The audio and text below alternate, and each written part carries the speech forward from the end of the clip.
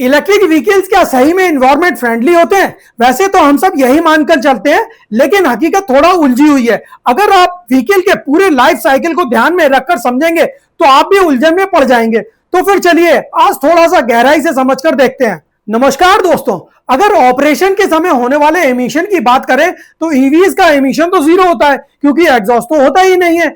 जबकि fuel fired engine से continuous carbon dioxide, nitrogen oxides, green house gases और particulate का इमिशन तो होता ही रहता है। अब यहां सवाल यह उठता है कि ईवीज को चार्ज करने के लिए इलेक्ट्रिक पावर आ कहां से रही है? अगर ये पावर ग्रीन रिसोर्सेज से आ रही है, जैसे सोलर, विंड या हाइड्रो, तब तो ईवीज 100% इन्वायरमेंट फ्रेंडली है।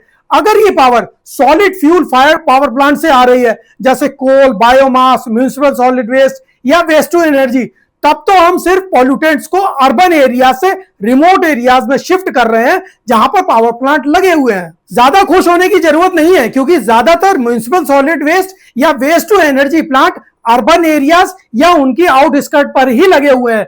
4 municipal solid waste based power plant Delhi में लगे हुए हैं और 5 बड़े coal based power plant Delhi से 150 किलोमीटर की रेंज में है। इंडिया में मोर देन 50% पावर जनरेशन सिर्फ सॉलिड फ्यूल से ही होता है। ईवीज की बैटरी मैन्युफैक्चरिंग में काफी मात्रा में कार्बन एमिशन होता है। वैसे तो अगर इसे पेट्रोल इंजन से कंपेयर करें तो ये 1 से 2 साल में ऑफसेट हो जाता है। बैटरीज में यूज होने वाले लिथियम की माइनिंग में बहुत अधिक मात्रा में पानी लगता है। 1 टन लिथियम के लिए लगभग 5 लाख से 20 लाख लीटर तक पानी की जरूरत पड़ती है। माइनिंग एक्टिविटीज भी इन्वायरमेंट पर एडवर्स इफेक्ट डालती हैं। बैटरी की लाइफ खत्म होने के बाद उनकी रेगुलेटेड रिसाइकलिंग बहुत जरूरी है, वरना ये इन्वायरमेंट के लिए बड़ा रिस्क बन सकती हैं। अभी केवल 5 से 10% बैटरीज की ही रिसाइकलिंग हो पा रही है।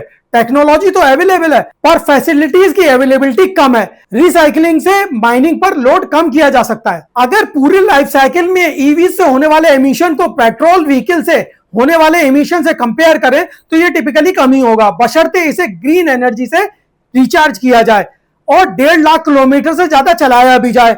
और अगर ऐसा नहीं हो पा रहा है तो हम सिर्फ इन्वायरमेंट पर लोड ही बढ़ा रहे हैं। मान लो अगर सारे व्हीकल ईवीज पर शिफ्ट हो जाएं तो क्या ग्रीन एनर्जी से इनकी चार्जिंग पॉसिबल हो पाएगी? इस पर आपका क्या मानना है? कमेंट करके जरूर बताना। वीडियो अगर इंफॉर्मेटिव लगी हो तो लाइक करें, अपने दोस्तों के साथ शेयर करें और हाँ, चैनल को सब्सक्राइब करना मत भूलिएगा। Thanks for giving your valuable time.